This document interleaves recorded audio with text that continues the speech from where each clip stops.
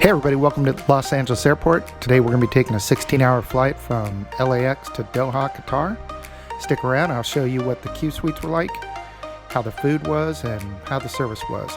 Special shout out to Anna, my flight attendant, and Martine, the chef. They were fantastic on this flight.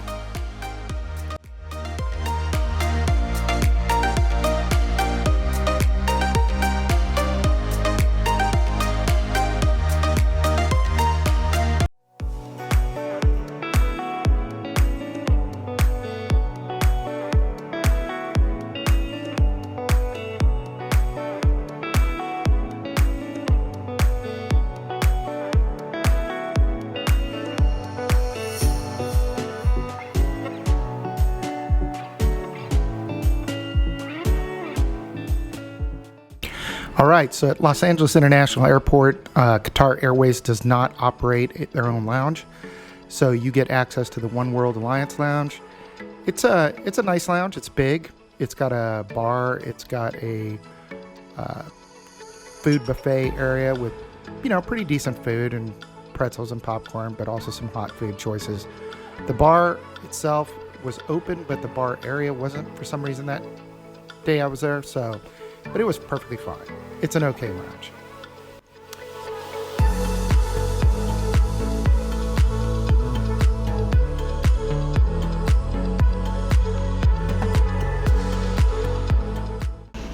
So here's a quick look at the plane we'll be flying today. It's an A350-1000, 7 years old, delivered to Qatar in 2019.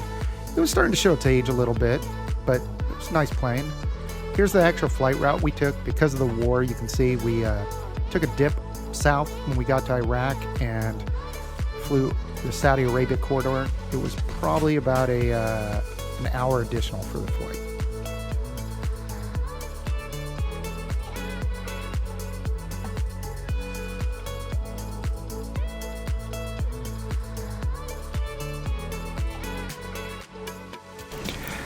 So today we're going to be in seat 7A, and it's a window seat, rear facing.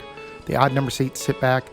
Of note, the business class cabin is in a 1-2-1 configuration, and there is a second cabin for business class that's got 2 rows in it. I tend not to sit in that cabin because every time I've sat in that small cabin, I almost feel like the flight attendants neglect me, although Anna was so good, I'm sure she wouldn't have.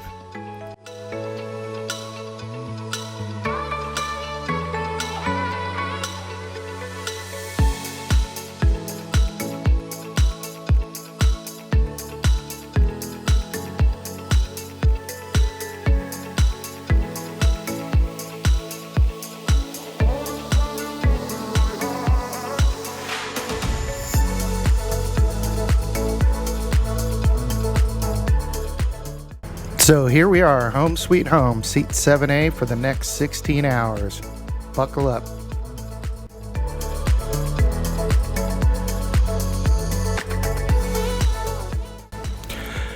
All right, you can see the screen is pretty nice and large. This was a 7-year-old plane, so it was starting to show its age a little bit. You can see chips and things like that come from it. I think the screen was probably about a 15-inch screen. There's a little reading light with a coat hook off your left shoulder. And then one thing I really loved about this plane, the HDMI connection, the USB. And then down here you can see the power supply and the headphone jack. One thing this enabled was using a Google TV and Starlink on board to watch. I watched the World Cup and Formula One Grand Prix live. It was fantastic. I did a separate video on how you can do that, so check out the channel and you can see that. The table was large and sturdy. There was a button underneath that you pressed on the leading edge that allowed you to pull it out and put it back in. There's a remote control. Unlike the mini Qsuites, the foot cubby was actually quite large, and so if you're a side sleeper like me and you tend to roll around a lot, it worked fine.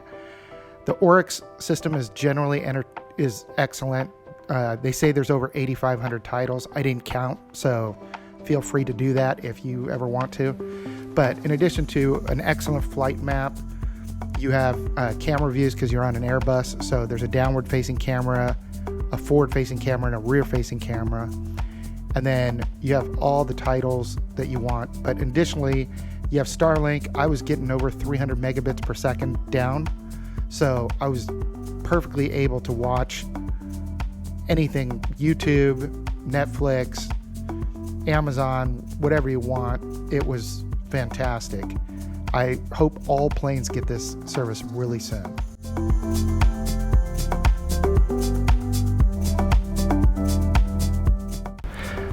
So the Amenity kit's by DipTyque, comes with a vegan leather pouch. It's pretty nice. All the Amenity kits come standard with eye mask, earplugs, toothbrush. Well, the toothbrush actually didn't come in this one. It was in the bathrooms. And then DipTyque amenities. It was pretty nice overall. They served us a lovely Taittinger champagne for a pre-flight drink, and then brought us some Arabic coffee with a date. Delicious. I think I discovered where all the A380s come in LAX. We went by a section where there had to be like 10 of them. It's pretty funny. Every A380 comes in the same like 10 gate area, I think, at LAX. But before we knew it, the plane got underway, and this is a nice view over Los Angeles as we're getting ready to button hook and turn around and fly over the United States. So on this flight, they gave us World Cup themed pajamas from the White Company. On the way out, it was Formula One pajamas. I'll show you those later, although like a moron, I didn't film. I must not have hit the record button on the front view, but I'll explain it. This is what the cabin looks like overall. So you can see 121 famously. Half the middle seats have the side-by-side thing, so you can recline them into a double bed. Here's the crew, who is hard working and getting off to work. I really do have to say, Qatar is superb. They are number one in my book. I've flown Singapore business, and I find them very inconsistent. This is the bathroom in business class, one of the bathrooms. It was absolutely trash. There was a guy in here for 15 minutes before me, and he had stuff all over the floor. I mean, it was a mess.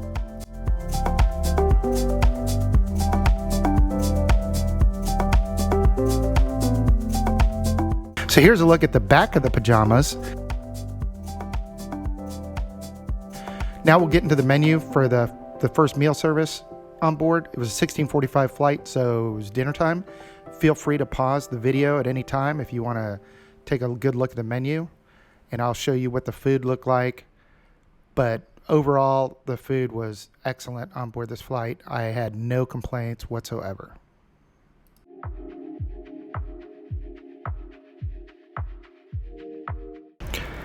So this was the amuse bouche. For some reason, the menus never say what it is. It was some kind of prawn. It was really delicious. For my main, I had the lamb curry.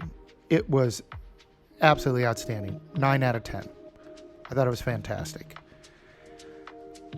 After that, I tried to get some sleep. Of course, I forgot to film the seat in the lie flat mode, but you can imagine what it looks like. It's pretty nice. And Qatar has upgraded their mattress pad. So this is the second flight or third flight of Qatar business I've taken, and the mattress pad is much more comfortable. It's thicker, so I actually really slept well. When I woke up, I decided to have the mid-flight snack, so I got the turkey chorizo hot dog with chimichurri. It was good. I wasn't a huge fan of the chimichurri sauce. Then we moved on to breakfast, which started with Greek yogurt, and then a souffle crepe with creme anglaise. And then finally, they came around and gave everybody a box of chocolates, which my wife loved. So my honest opinion on how this flight was overall, I have flown probably at least 10 business class flights in the last 2 years. Qatar is still my favorite airline. It's consistently the best. Anna was fantastic. Martin, the chef, was great. Singapore is always highly rated. I had a really good flight with Singapore, and then I had a really bad flight with Singapore. You can check out my channel if you want to see it. Anyways, after 16 hours, we landed here in Doha. I'm not going to film the lounge. It's been done a lot, but needless to say, Hamad Airport is fantastic. Great place to spend time. Anyways, I hope you got something out of this. Please give us a like and subscribe, and travel safe.